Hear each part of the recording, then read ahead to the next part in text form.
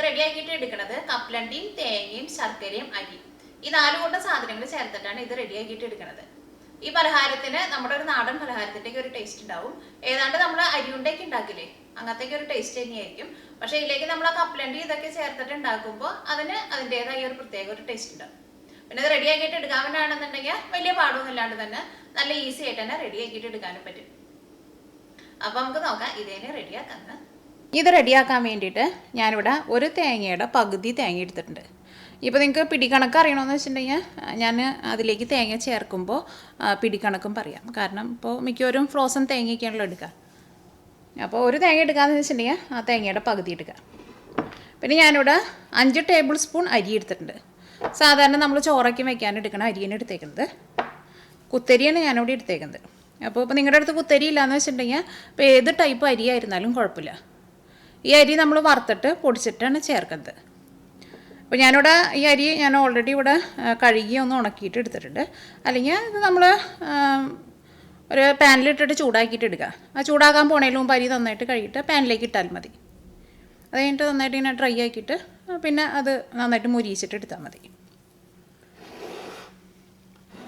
പിന്നെ 175 ഗ്രാം ശർക്കര എടുത്തിട്ടുണ്ട്. ഈ ശർക്കര ഒരു 3/4 ഗ്ലാസ് വെള്ളത്തിലൊന്ന് അലിയിച്ചിട്ട് എടുക്കണം. പിന്നെ 3/4 കപ്പ് കപ്പലണ്ടി എടുത്തിട്ടുണ്ട്. ഇതേപോലത്തെ ചില്ലിൻ്റെ ഗ്ലാസ്സിൽ ഏകദേശം ഒരു 3/4 കപ്പ് എടുക്കുക. അല്ലെങ്കിൽ ഇപ്പോൾ മെഷറിംഗ് കപ്പിൽ ഒരു 3/4 കപ്പ് കപ്പലണ്ടി എടുത്താൽ മതി. കപ്പലണ്ടിയുടെ തൊണ്ട് കളഞ്ഞെടുത്തിട്ടുണ്ട്. ഇത് വറുത്തേക്കണ കപ്പലണ്ടിയാണത്, അത് നിങ്ങൾക്കറിയാലോ. അപ്പോൾ റെഡിയാക്കാൻ വേണ്ടിയിട്ട് നമുക്ക് ഈ ശർക്കര ഒന്ന് 3/4 കപ്പ് വെള്ളത്തിലൊന്ന് അലിയിച്ചിട്ട് എടുക്കണം. പിന്നെ അരി ഒന്ന് വറുത്തിട്ട് എടുക്കണം. അപ്പോൾ ഇത് റെഡിയാക്കാൻ വേണ്ടിയിട്ട് നമുക്കിനി ഇതിലേക്കുള്ള കാര്യങ്ങളൊക്കെ ചെയ്യാം. പിന്നെ ഫസ്റ്റ് അരി ഒന്ന് വറുത്തിട്ട് എടുക്കുക. അപ്പോൾ ഇതിലേക്ക് 5 ടേബിൾ സ്പൂൺ അരി ചേർക്കുക. ഈ അരി നന്നായിട്ട് ചൂടായി കഴിയുമ്പോൾ ഈ അരി ഇങ്ങനെ ചെറുതായിട്ട് ഇങ്ങനെ നന്നായിട്ട് ഇങ്ങനെ മുരിഞ്ഞ് വരും. അതേപോലെ എല്ലാ അരിയും മുരിഞ്ഞ് വരണം. അതങ്ങനെ മുരിഞ്ഞ് വരുമ്പോൾ അതിപ്പോൾ ഫസ്റ്റ് ചെയ്യണവർക്ക് ചിലപ്പോൾ അറിയാൻ വേണ്ടിയിട്ട് പറ്റില്ല. അതിങ്ങനെ മുരിഞ്ഞിങ്ങനെ തുടങ്ങുമ്പോൾ ഇങ്ങനെ പൊട്ടണ അങ്ങനെ ഒരു സൗണ്ട് കേൾക്കും.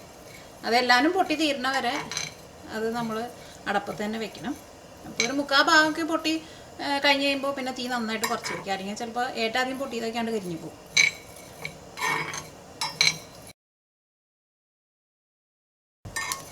ഇത് മൊരിഞ്ഞു തുടങ്ങിയിട്ടുണ്ട്. ഇങ്ങനെ മൊരിയുമ്പോൾ ഇങ്ങനെ പൊട്ടണ സൗണ്ട് കേട്ടില്ലേ.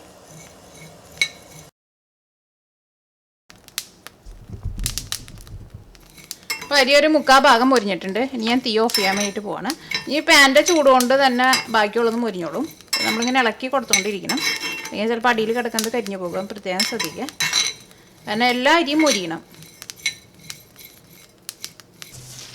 ഇത് നമുക്ക് വേറൊരു പാത്രത്തിലേക്ക് പകർത്തി കൊടുക്കാം. അല്ലെങ്കിൽ ചിലപ്പോൾ ഈ പാൻ്റെ ചൂട് കൊണ്ട് ഇത് ഇരുന്നിട്ടാണ്ട് കരിഞ്ഞു പോകും.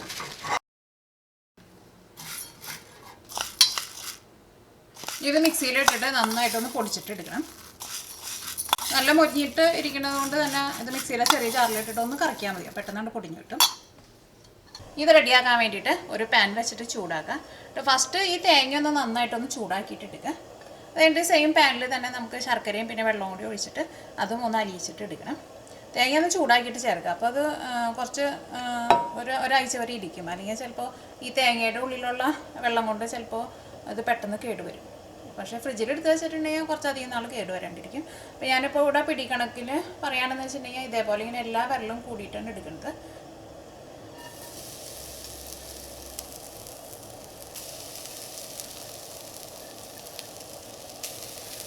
എല്ലാ വെള്ളം കൂടിയിട്ട് ഒരു 3.5 അല്ലെങ്കിൽ ഒരു 4 പിടി എടുക്കുക.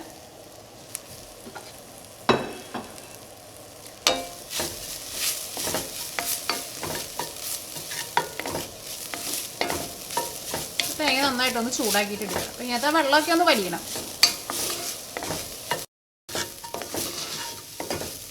ഇതേപോലെ ഇങ്ങനെ ഇളക്കി കൊടുത്തോണ്ടിരിക്കുക. ഇതൊന്ന് നന്നായിട്ടൊന്ന് ഡ്രൈ ആയിട്ട് വരണം.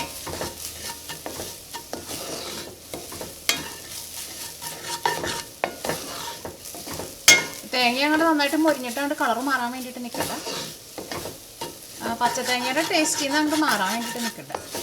നന്നായിട്ടൊന്ന് ചൂടായി മതി. ഇപ്പോൾ തേങ്ങ നല്ല ഡ്രൈ ആയിട്ട് വന്നിട്ടുണ്ട്. ഇത് നമുക്ക് വേറൊരു പാത്രത്തിലേക്ക് പകർത്താം. അപ്പോൾ തേങ്ങ ഇതേപോലെ ഇങ്ങനെ നന്നായിട്ട് ചൂടാക്കിയിട്ട് എടുത്തിട്ടുണ്ട്. ഈ സെയിം പാനിലേക്ക് തന്നെ 3/4 ഗ്ലാസ് വെള്ളം ചേർക്കാം. തേങ്ങ ചൂടാക്കി കഴിഞ്ഞ് കഴിഞ്ഞപ്പോൾ ഇതിൻ്റെ അടിയിലൊന്ന് ചെറുതായിട്ട് കളർ മാറിയിട്ടുണ്ട്. പക്ഷേ അത് കരിഞ്ഞേക്കണമെന്നൊന്നല്ല. അപ്പോൾ അതുകൊണ്ട് തന്നെ ഞാൻ ഈ പാത്രം ഞാൻ ഇപ്പോൾ ഇവിടെ കഴുകണില്ല.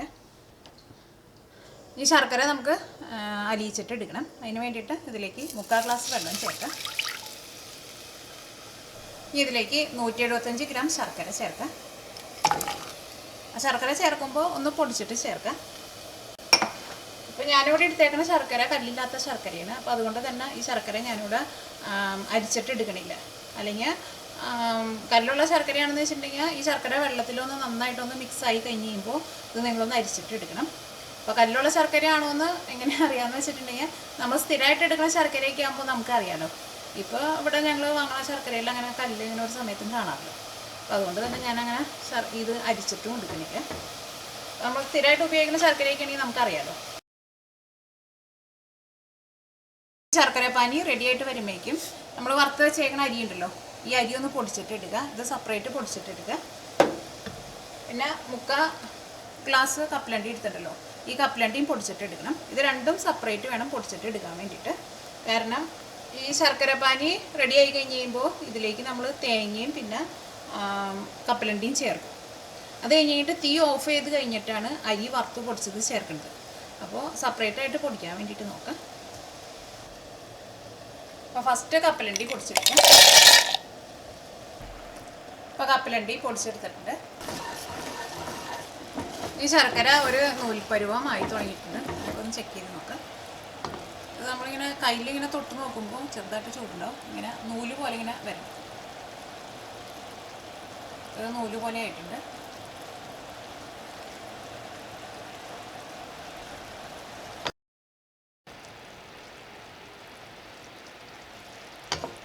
ഈ തീ നന്നായിട്ട് കുറച്ച് വയ്ക്കാം. ഇതിലേക്ക് തേങ്ങ ചേർക്കാം. തീ നന്നായിട്ട് കുറച്ച് വെച്ചിട്ട് തന്നെ തേങ്ങ ചേർക്കാം. ഇതിലേക്ക് നമ്മൾ പൊടിച്ച് എടുത്തേക്കണ കപ്പലണ്ടി ഉണ്ടല്ലോ, ആ കപ്പലണ്ടിയും ചേർക്കാം. ഇതിലേക്ക് നിങ്ങൾക്ക് ഏലക്കായ വേണമെന്ന് വെച്ചിട്ടുണ്ടെങ്കിൽ ഏലക്കായ പൊടിച്ചതും കൂടിയിട്ട് ചേർക്കാം. ഇതെല്ലാം കൂടിയിട്ട് നന്നായിട്ട് മിക്സ് ചെയ്യാം. അപ്പോൾ അരി വറുത്ത് പൊടിച്ചത് നിങ്ങളിപ്പോൾ ചേർക്കരുത്. തീ ഒന്ന് ഓഫ് ചെയ്ത് കഴിഞ്ഞിട്ട് ഇത് നമ്മൾ കയ്യിൽ വെച്ചിട്ട് നമ്മൾ ഉരുട്ടാൻ വേണ്ടിയിട്ട് പോവില്ലേ, ആ സമയത്ത് അരി വറുത്ത് പൊടിച്ചത് ചേർത്താൽ മതി. അപ്പോൾ അരി വറുത്ത് വെച്ചേക്കുന്നത് അതും കൂടിയിട്ടൊന്ന് പൊടിച്ചിട്ടെടുക്കുക. ഈ സെയിം മിക്സിയിൽ തന്നെ പൊടിച്ചെടുത്താൽ മതി. ഇപ്പോൾ ഇത് ചെറുതായിട്ടൊന്ന് ചൂടാറിയിട്ടുണ്ട്. ഇതിലേക്ക് നമ്മൾ ആ പൊടിച്ച് വെച്ചേക്കണ അരി വറുത്ത് പൊടിച്ചിട്ടുണ്ടല്ലോ അത് ചേർക്കുക. ഇത് കപ്പലണ്ടി ആയിരുന്നാലും ഞാനിവിടെ നന്നായിട്ട് പൊടിച്ചിട്ട് എടുത്തിട്ടുണ്ടായിരുന്നു. ഇതെല്ലാം കൂടിയിട്ടൊന്ന് മിക്സ് ചെയ്യാം.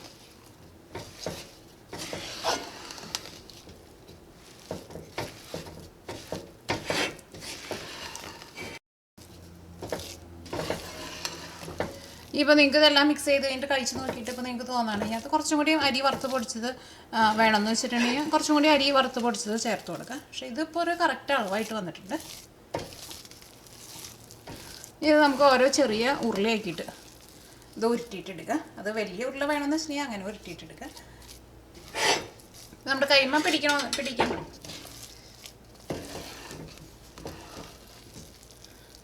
ഇത് നമുക്ക് ഉരുട്ടിയെടുക്കുക. അതിപ്പോൾ വലുത് വേണമെന്ന് വെച്ചിട്ടുണ്ടെങ്കിൽ വലിയ ഉണ്ടയാക്കിയിട്ടെടുക്കുക, അല്ലെങ്കിൽ ചെറുതാക്കിയിട്ടെടുക്കുക. അത് കുറച്ച് ചൂടുണ്ട്. അപ്പോൾ നമ്മുടെ കയ്യിൽ പിടിക്കുന്ന ചൂടിൻ്റെ ഒരു പരുവാകുമ്പോൾ മാത്രം കയ്യിലെടുത്താൽ മതി. ഇതേപോലെ ഇങ്ങനെ ഉള്ളം കയ്യിൽ വെച്ചിട്ട് ഇങ്ങനെ ഉരുട്ടി ഷേപ്പാക്കിയിട്ടെടുക്കുക. നന്നായിട്ട് ചൂടാറാൻ വേണ്ടിയിട്ട് നിൽക്കണ്ട. ഇപ്പോൾ ഇത് കുറച്ച് സോഫ്റ്റായിട്ട് ഇരിക്കുന്നത്. ഇനി ഇത് ചൂടാറി കഴിഞ്ഞ് കഴിയുമ്പോൾ അതൊന്ന് ഹാർഡായിട്ട് വരും. കാരണം ഈ ശർക്കരപ്പാനി നമ്മൾ നൂൽപ്പരുവാക്കിയിട്ട് എടുത്തിട്ടുണ്ടല്ലോ.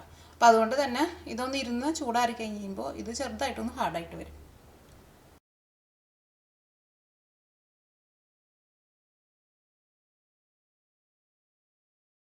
ഇപ്പോൾ നമ്മുടെ ഉണ്ട റെഡി ആയിട്ടുണ്ട്. ഇത് കാണുമ്പോൾ തന്നെ നിങ്ങൾക്ക് അറിയാമല്ലോ കാണാൻ വേണ്ടിയിട്ട് നല്ല ഭംഗിയുണ്ട്, അതേപോലെ തന്നെ കഴിക്കാനും നല്ല ടേസ്റ്റ് ആയിരിക്കും. മധുരം ഇഷ്ടമുള്ളവർക്കൊക്കെ എന്തായിരുന്നാലും നല്ല ഇഷ്ടമായിരിക്കും. പിന്നെ ഇതിപ്പോൾ ഒന്നും കൂടിയും ഇപ്പോൾ ചെറുതായിട്ടൊന്ന് ചൂടുണ്ട്, ഒരു ഇളം ചൂടുണ്ട്. ഒന്നും കൂടി ഒന്ന് നന്നായിട്ട് ചൂടാറി കഴിഞ്ഞ് കഴിയുമ്പോൾ ഇതൊന്നും കൂടി ഒന്ന് ഹാർഡായിട്ട് വരും. പിന്നെ ഇതിപ്പോൾ എത്ര ദിവസം പുറത്ത് വെക്കാമെന്ന് വെച്ചിട്ടുണ്ടെങ്കിൽ അതിപ്പോൾ നമ്മളിപ്പോൾ ഓരോ സ്ഥലത്ത് ഇപ്പോൾ നമ്മൾ വെക്കുന്ന സ്ഥലത്ത് ടെമ്പറേച്ചർ അനുസരിച്ചിട്ട് വ്യത്യാസങ്ങളൊക്കെ ഉണ്ടാവുമല്ലോ. ഇപ്പോൾ ഇതിപ്പോൾ ഞാനിപ്പോൾ ഇവിടെ ഒരാഴ്ച പുറത്ത് വെച്ചിരുന്നാലും ഇതിവിടെ കേടുവരില്ല. കാരണം ഇവിടെ അകത്തേക്ക് എപ്പോഴും ചെറുതായിട്ടൊരു തണുപ്പുണ്ടാവും. നമ്മുടെ നാട്ടിലെ വെതറിലൊക്കെ ആണെങ്കിലും ഇപ്പോൾ ഇതിനകത്ത് നമ്മൾ തേങ്ങയൊക്കെ ആണെങ്കിലും നന്നായിട്ട് ചൂടാക്കിയിട്ടൊക്കെയാണല്ലോ ചേർത്തേക്കുന്നത്. ഇപ്പോൾ ഒരാഴ്ചയ്ക്ക് പുറത്ത് വെച്ചിരുന്നാലും ഇത് കേടുവരാണ്ടിരിക്കും. പിന്നെ ഒരാഴ്ചയിൽ കൂടുതലൊക്കെ വെക്കുന്നുണ്ടെന്ന് വെച്ചിട്ടുണ്ടെങ്കിൽ ഫ്രിഡ്ജിലേക്ക് എടുത്ത് വെക്കാം. അപ്പോൾ നിങ്ങളെല്ലാവരും ട്രൈ ചെയ്ത് നോക്കാം, നിങ്ങൾക്ക് എല്ലാവർക്കും നല്ല ഇഷ്ടമാവും.